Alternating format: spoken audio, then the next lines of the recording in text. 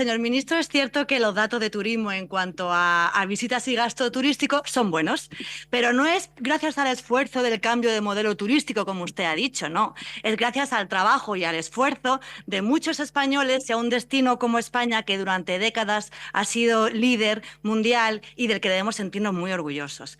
Este gobierno, en la anterior legislatura, con la señora Maroto al frente del ministerio, ninguneó a un sector que es clave para España.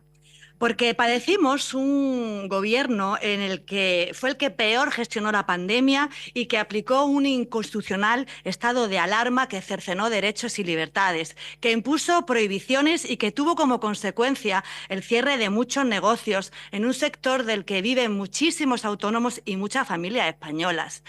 Incluso hosteleros se suicidaron. Y me sorprende mucho escucharle a usted decir que la crisis de la COVID fue una oportunidad. Un sector que además se quedó esperando el PERTE para el turismo y un sector al que no llegan los fondos Next Generation. Y usted viene aquí a decirnos también que, bueno, que ha sido una respuesta muy buena en 2020 gracias a estos fondos, dejando atrás el impacto de la pandemia.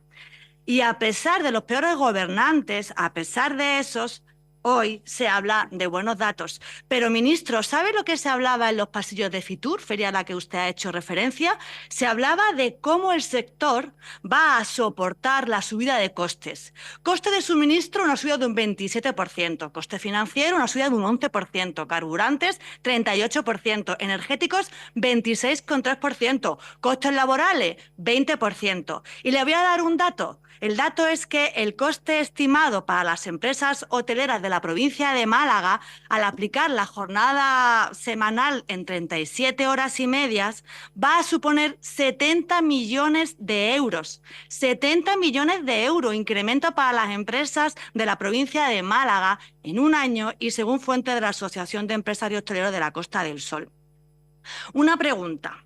¿Va a defender al sector que usted representa? Porque ha hablado de conexión con el Ministerio de Hacienda, que supongo que será para subir impuestos. Ha hablado del Ministerio de Transición Ecológica, que supongo que será para subir también impuestos, esos impuestos que visten de verde.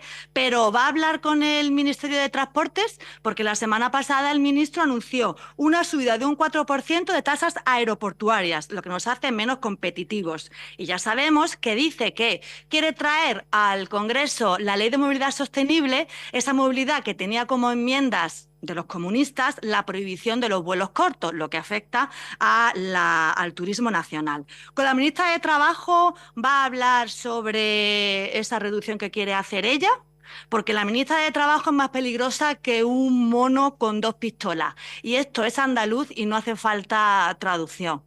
Porque resulta que es un peligro en cuanto a destrucción de empleo, porque resulta que maquilla datos y porque resulta que tiene un desconocimiento total de la estacionalidad y todos le compran ese discurso. ¿Va a hablar con la transición ecológica para resolver el problema de las costas?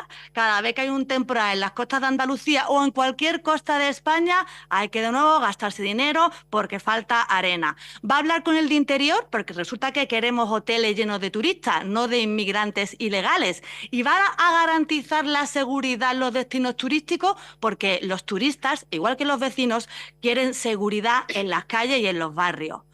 ¿Va a proponerle a su jefe, a Sánchez, los recortes a los sindicatos y ampliar las ayudas a los autónomos como hacemos nosotros donde gobernamos? Porque en Castilla y León hemos puesto en marcha medidas de apoyo al sector turístico, a la hostelería y al comercio en materia tributaria y hemos potenciado el desarrollo rural. Va a bajar los impuestos, va a llevar a cabo una gestión eficiente, va a reducir trabas burocráticas, va a impulsar el desarrollo del territorio garantizando medidas eficaces para garantizar el agua tan importante para los vecinos y para los turistas. Mire, ministro, en su comparecencia ha usado un buen tono, pero no podemos obviar que usted es miembro del Ejecutivo de Sánchez. Ese Sánchez que pacta con comunistas, con golpistas, con separatistas y con filoetarras. Frente a la traición a España y a nuestro Estado de Derecho del Partido Socialista, nosotros vamos a seguir dando la batalla contra este gobierno y seguiremos combatiendo y denunciando cada una de las tropelías. Desde el punto de vista energético, señor ministro, espero que no esté actuando como portavoz de las causas perdidas cuando hablamos de las relaciones con el Ministerio de Transición Energética. Tenemos antecedentes también aquí. en esta comisión. Las empresas electrointensivas se encuentran indefensas porque el gobierno, su gobierno, es incapaz de poner un precio eléctrico estable y competitivo en igualdad de condiciones con respecto a los competidores europeos. Alcoa está amenazada por un posible cierre. Arcelor, en Asturias, ha decidido no acometer una inversión cuando tiene concedida una subvención de 450 millones de euros. Y hay empresas, señor ministro, como Fregolove, en Cantabria y en Galicia, que han tenido que desviar su producción a otros países precisamente por el precio energético. Y hoy nos anuncian ustedes un incremento de la dotación de los costes por compensación de CO2. Yo creo que debería pedir que le pasen bien los datos. Está anunciando un incremento del 25%, que supone una dotación de 300 millones de euros sobre unos ingresos de CO2 de 3.400 millones de euros. Nos está diciendo que en el año 2024 las empresas electrointensivas van a recibir el 8,8% del total de ingresos. La Comisión Europea habilita a los Estados miembros a conceder un máximo del 25%, que supondría en España 850 millones de euros. Ese gap, señor ministro, es lo que explica que en estos momentos en España, en el precio final que tienen que pagar las empresas electrointensivas, el precio eléctrico sea 3 veces superior al que tienen que pagar en Francia y en Alemania. Las empresas electrointensivas, señor ministro, no necesitan más parches. Usted esta mañana nos ha anunciado un parche. Lo que necesitan los trabajadores de la fábrica de San Ciberón a Mariña y de Arcelor en Asturias es una solución definitiva que garantice la viabilidad de las plantas. Y eso pasa, sí o sí, por una solución al precio de la energía. No podemos competir en un mercado global si nuestras empresas tienen que asumir 3 veces el precio eléctrico de sus competidores. Y el único que puede dar esas certezas, a través de un nuevo Estatuto de Consumidores Electrointensivas y utilizando el máximo de los fondos que permite la Unión Europea en materia de costes indirectos de CO2, es el propio gobierno. Hablemos de turismo. Efectivamente, creo que sería bueno, además de agradecer el trabajo del sector, que le pida disculpas por la actitud beligerante que ha tenido su gobierno durante estos últimos años. Creo que sería bueno.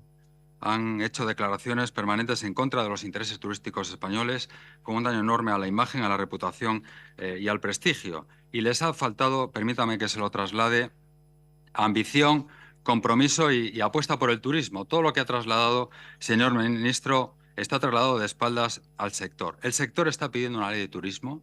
El sector está pidiendo un PERTE específico que permita una participación más directa del sector privado en los fondos Next Generation, y el gobierno no se lo está habilitando.